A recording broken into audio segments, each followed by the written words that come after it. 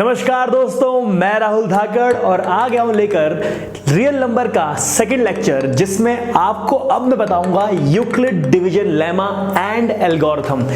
इस टॉपिक पर question fixed है, चाहे आपका टेस्ट हो, चाहे फर्स्ट टर्म, चाहे एग्जाम, चाहे प्री बोर्ड या फाइनल एग्जाम, आपको इस टॉपिक से क्वेश्चन आने ही आने हैं। तो आइए शुरू करते हैं।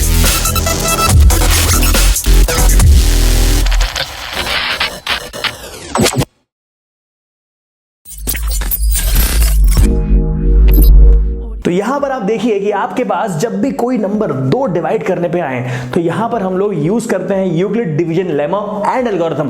पहले दिमाग में तो आता है कि भाई ये लेमा और एल्गोरिथम होता क्या है। एल्गोरिथम मतलब एक डिफाइंड स्टेप, लेमा मतलब प्रूवन थ्योरम। बात सुनिएगा ध्यान से। आप अगर किसी रास्ते में चल रहे हैं तो आपको ये पता है कि उसमें आपको लेफ्ट हैंड साइड पे चलना है, तो ये हुआ एक एल्गोरिथम कि आपको पता है कि एक डेस्टिनेशन तक इसी साइड रहकर, मतलब लेफ्ट साइड पे रहकर चलना है और उसी तरह से आपको डेस्टिनेशन पहुंचना है। ये होती है आपकी एल्गोरिथम कि प्री डिफाइंड स्टेप्स को आपने फिक्स कर दिया है। लेमा मतलब अप्रूवन स्टेटमेंट इज कॉल्ड लेमा।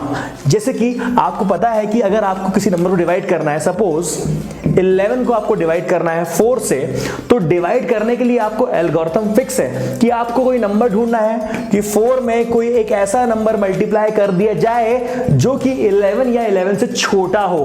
तो ये यहां पर आएगा 2, तो आपने इस तरह से 2 लिखकर यहां पर 8, और यहां आपको पता है कि 11 माइनस 8, यहां पे आपको माइनस करना पड़ेगा और यहां पर आपके पास 3 आएगा। तो ये एक तरीका, एक प्रोसीजर फिक्स है डिवाइड करने का। इसको कहा जाएगा एल्गोरिथम। प्री डिफाइंड स्टेप्स जो कि फिक्स होती हैं, इसको कहेंगे एल्गोरिथम। इसको आगे बढ़ाकर हम चाहें तो एक बात और बोल सकते हैं कि आपको पता है कि ये है आपका डिविडेंड, जो एक्टिंग करता है वो एक्टर, जो डिवाइड करता है वो डिवाइजर। जी हाँ, ये है आपका डिवाइजर, ये है आपका क्वोशिएंट और ये है आपका रिमाइंडर। आप इसको किस तरह से लिख सकते हैं आपको पता है अच्छी तरह से। तो आपने देखा dividend is equal to divisor into question plus remainder, मतलब 11 is equal to 4 into 2 plus 3। तो ये आपने लेमा लिख दिया है। It is a proven statement. आप किसी भी दो नंबर को डिवाइड करो, आपके पास ये जो लेमा है वो प्रूव रहेगा, ये कभी किसी भी आंसर के लिए चेंज नहीं होगा। तो जो प्रूवन स्टेटमेंट होती है उसको बोलते हैं लेमा। तो इस तरह से हमने डिफाइन कर लिया कि क्या है हमारा लेमा, क्या है हमारा एल्गोरिथम। अब आते हैं हमारे ए और बी पर। ए को आपने बी से डिवाइड किया तो क्यू आपका क्वोशिएंट आया और आर आपका रिमाइंडर। तो क्या उसको लेमा के according A is equal to B Q plus R लिखेंगे? जी हाँ लिखेंगे। आपने एक चीज और देखी होगी, जब भी आपने डिवाइड किया तो आपका रिमाइंडर चाहे 0 आ सकता है या 0 से बड़ा आ सकता है, लेकिन कभी भी डिवाइजर के बराबर नहीं आ सकता, ना ही डिवाइजर से कभी बड़ा आ सकता है। जब भी आएगा रिमाइंडर 3 आया है, यहां पर अगर 4 आया होता, ध्यान सुनिएगा, यहां पर 4 वैसे आना पॉसिबल नहीं है, अगर आया होता तो यहां पर 11 की जगह 12 होता। जी हाँ, और अगर 12 होता तो आप 2 से डिवाइड क्यों करते? आप 3 से डिवाइड करते, फिर रिमाइंडर 0 हो जाता, 4 3 12, और यहाँ पे 12 आता 0 हो जाता। वैसे ही आपको ये फिक्स हो जाता है कि कभी भी आपका रिमाइंडर या तो 0 आएगा या कोई और वैल्यू आएगी, लेकिन कभी भी आपके डिवाइजर से बड़ी या डिवाइजर के बराबर नहीं आएगी। इसलिए आप कंडीशन लिख सकते हैं कि a is equal to B Q plus R, जो कि लेमा हो गया, वेयर रिमाइंडर r की value can be equal to 0 और can be greater than 0 but can not be equal to b, that is divisor. b से हमेशा value छोटी ही रहेगी। तो ये जब भी आप लिखेंगे दोनों साथ में कंडीशन लिखेंगे कि a is equal to B Q plus R, where r is greater than equal to 0 and less than b। ये हमेशा साथ में ही कंडीशंस आएंगी और इन्हीं को कहा जाता है Euclid division algorithm and lemma. इस एल्गोरिथम को हम यूज करते हैं दो नंबर या दो से ज्यादा नंबर के बीच का HCF निकालने के लिए भी। इसी तरह के क्वेश्चन पे ये पूरा का पूरा चैप्टर डिपेंडेंट है। तो दोस्तों यहां आपने देखा कि क्वेश्चन इस तरह से आएगा कि by Euclid division algorithm find HCF of 135 and 225। ये बात तो आप अच्छी तरह जानते हैं कि HCF निकालना, LCM निकालना पहले भी भाई ने सीखा हुआ है। कैसे सीखा था कि जब आप 135 को लेते थे, इसके आप बहुत सारे फैक्टर लेते थे फिर 225 लेते थे, इसके आप बहुत सारे फैक्टर लेते थे, जो भी इसमें से बराबर या कॉमन होता था उसको आप ले लेते थे, वो आपका HCF होता था। लेकिन यहां पर क्योंकि यूक्लिड बोल रहा है तो उसको हम यूक्लिड की तरीके से ही निकालेंगे। और यूक्लिड कैसे निकालता है? यूक्लिड निकालता है कंटिन्यूअस डिवाइड करके। देखते हैं कैसे। इस स्टेप के बाद, इस क्वेश्चन के बाद आप समझ जाएंगे कि किस तरह से हम HCF निकाल सकते हैं यूक्लिड डिवीजन एल्गोरिथम से। आपने बड़े नंबर को अंदर लिया और छोटे नंबर को बाहर लिया और डिवाइड करना स्टार्ट किया। हम तब तक डिवाइड करते रहेंगे जब तक हमारा रिमाइंडर 0 नहीं आ जाता। ठीक है, शुरू करते हैं। तो 135 तो 135 से जाएगा। आपको पता है अच्छी तरह से कि यहां पर रिमाइंडर 90 आएगा। आपका रिमाइंडर 90 आया भाई, 0 नहीं आया। अब आपको कंटिन्यूअसली डिवाइड करना स्टार्ट करना पड़ेगा। जो आपका पहले डिवाइजर था वो अब आपका डिविडेंड बन जाएगा और जो आपका रिमाइंडर था वो अब आपका डिवाइजर बन जाएगा। तो यहां पर ये नंबर उचक के आएगा 135। जी हां, अब दोबारा से करेंगे डिवाइड तो यहां आया 45। देखिए दोस्तों, पहले रिमाइंडर 90 था, अब और छोटा आया। हम डिवाइड करते जाएंगे, धीरे धीरे छोटा होते होते 0 हो जाएगा। कंटिन्यूअसली डिवाइड करना है आप लोगों को। अब जो आपका रिमाइंडर था वो अब दोबारा से आपका डिविडेंड बन जाएगा और जो आपका रिमाइंडर है वो आपका डिवाइजर बन जाएगा। तो यहां पर 45 2 90 0 0। दोस्तों याद रखिएगा, जिस स्टेप पे रिमाइंडर 0 आएगा वही आपका HCF कहलाएगा। जी हां, जब आपका रिमाइंडर 0 आएगा उस स्टेप पे जो भी डिवाइड कर रहा होगा वो नंबर कहलाएगा आपका HCF। तो आपको याद रखना है कि आप लिखेंगे किस तरह से इसको। HCF 135 225 is equal to 45। तो ये आपका आंसर है। आपने HCF निकाल लिया है दो नंबरों का बाय यूक्लिड डिवीजन एल्गोरिथम से। याद रखने वाली बात यह है कि हमको तब तक डिवाइड करना है जब तक कि हमारा रिमाइंडर 0 नहीं आ जाता। और यह भी याद रखना है कि जिस स्टेप पे रिमाइंडर 0 आएगा उस स्टेप का डिवाइजर आपका आंसर रहेगा, मतलब HCF रहेगा। बढ़ते हैं नेक्स्ट क्वेश्चन तरफ, नोट कर लीजिए।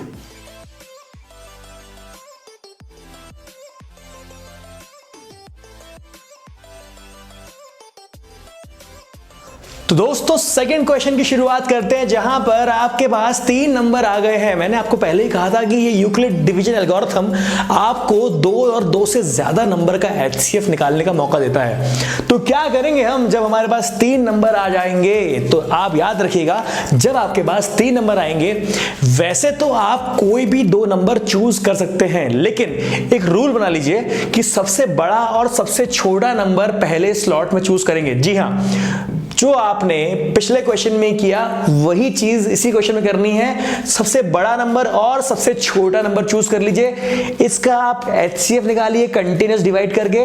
जो भी HCF आएगा उसको, HCF को बचे हुए तीसरे नंबर से फिर से वही प्रोसेस कराएंगे तो आपका फाइनल HCF आ जाएगा। तो आइए शुरू करते हैं। तो पहले हमने लिया है 324 और 180। तो ये आपके 2 नंबर हैं। आपने 180 को तो 1 से ही करना पड़ेगा। अब HCF आपका आ गया 144, तो आपने फिर से इसको डिवाइड किया 180 से, आपको फिर 1 से करना पड़ेगा। और 36 को आप डिवाइड करेंगे, आपको पता है 36 4 जा। तो जिस स्टेप पे रिमाइंडर 0 आता है उस स्टेप पे जो डिवाइड कर रहा होता है, जो डिवाइजर होता है, वही आपका HCF होता है। तो आपको पता है कि इसको लिखना किस तरह से है, क्योंकि आपने अभी सिर्फ 2 नंबर का HCF निकाला है। तो आप लिखेंगे, अब जो आपका HCF आया है 36, उसको बचे हुए दूसरे नंबर से डिवाइड करेंगे। फिर से वही प्रोसेस चालू हो जाएगी।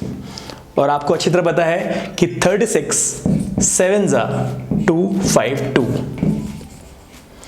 जिस स्टेप पे आपका 0 आया है उस स्टेप पे जो आपका डिवाइजर होगा वही आपका HCF होगा। इसका मतलब इन तीनों नंबर का HCF क्या हुआ? जी हां 36। तो लिख दीजिए इसको आंसर के फॉर्म में। तो इस तरह से आपको एक क्वेश्चन सॉल्व करना है, नोट करते जाइए और डिस्क्रिप्शन में दी हुई शीट जरूर सॉल्व करिएगा। आइए मूव करते हैं थर्ड क्वेश्चन पे। तो दोस्तों इस केस में आपके पास एक क्वेश्चन दिया हुआ है जहां पर वो HCF निकालने को बोल रहा है 3 नंबरों का जो कि रिमाइंडर लाते हैं 8 इन ऑल द केसेस। यहां पर आपको ये समझना जरूरी है कि रिमाइंडर कब आता है। रिमाइंडर तब आता है जब आपके वैल्यू में कुछ एक्स्ट्रा चीज एडेड हो, वो एक्स्ट्रा चीज हट जाए तो रिमाइंडर खत्म हो जाता है।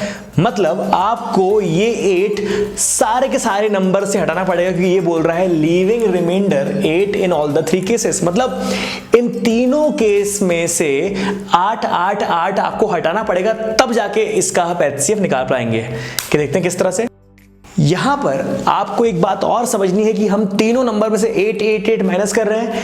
इसी क्वेश्चन की जगह हो सकता था कि क्वेश्चन ऐसा होता, 3 नंबर दिए होते और लिखा होता लीव्स रिमाइंडर 3, 4, 5 रिस्पेक्टिवली। जैसे इस क्वेश्चन में बोल रहा है आपसे कि 48, 72, 120 तीनों के तीनों एक ही रिमाइंडर लूज कर रहे हैं जो कि है 8। वैसे ही आप ये भी बोल सकते थे कि भैया 48, 72, 120 leaving remainder 3, 4, 5 in all the cases respectively. मतलब तीनों केस में से अलग अलग रिमाइंडर भी बोल सकता था वो। तो आप क्या करते, तीनों में से इंडिविजुअली पकड़ पकड़ के इसमें से 3 हटा देते, इसमें से 4 हटा देते, इसमें से 5 हटा देते। अलग अलग रिमाइंडर आएगा तो अलग अलग हटाएंगे।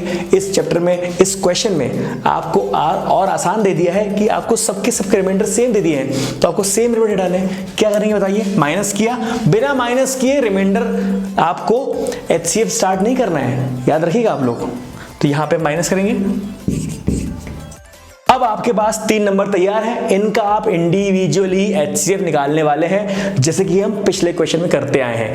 यहां पे आपको करना क्या पड़ेगा, सबसे छोटे नंबर सबसे बड़े नंबर पकड़ लीजिए। वैसे तो आप किसी भी 2 नंबर को पकड़ सकते हैं, लेकिन हमने रूल बना दिया है कि सबसे छोटे और सबसे बड़े नंबर को पकड़ लेंगे। तो यहां पे आएगा 112, 40, रिमाइंडर 0 नहीं आया आपका, अभी और डिवाइड करना है। अब जो आपका डिवाइजर था वो सामने आएगा, डिवाइड करेगा। क्या आया बताइए, आपको पता है कि ये आपको रिमाइंडर 0 देने वाला है। कौन सी वैल्यू पे, 4 पे। और आपको अच्छी तरह पता है कि जिस भी कंडीशन पे, जिस भी स्टेप पे रिमाइंडर 0 आता है आपका, उस वाला डिवाइजर को आप HCF मानते हो। तो ये आपका HCF आ गया। अब इस HCF को लेके बचे हुए दूसरे नंबर पे आप लेके आएंगे 64, 8, 8 64, रिमाइंडर 0। तो लिख दीजिए यहां पर कि HCF of these 3 numbers is 8, और we can say HCF of these 3 numbers 48, 72, 120 leaving remainder 8 in all the cases is 8।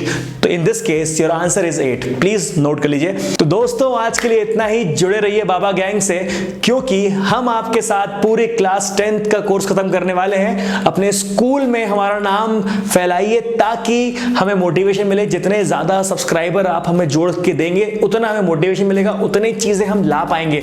करने को भी बहुत कुछ है, बहुत कुछ है दिमाग में, आप लोग के लिए बहुत कुछ लेके आएंगे हम लोग। लेकिन प्लीज लाइक करिए, शेयर करिए, सब्सक्राइब करिए। अगर पसंद आए तो सबको फैला दो यार, सबको बता दो कि बाबा गैंग आ गया है। सब कुछ फ्री है, आप लोगों के लिए मेहनत करने को तैयार है हम दिन और रात।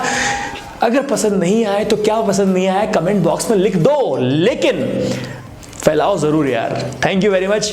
मिलते हैं अगले वीडियो में, तब तक के लिए बाबा जी की तरफ से धन्यवाद।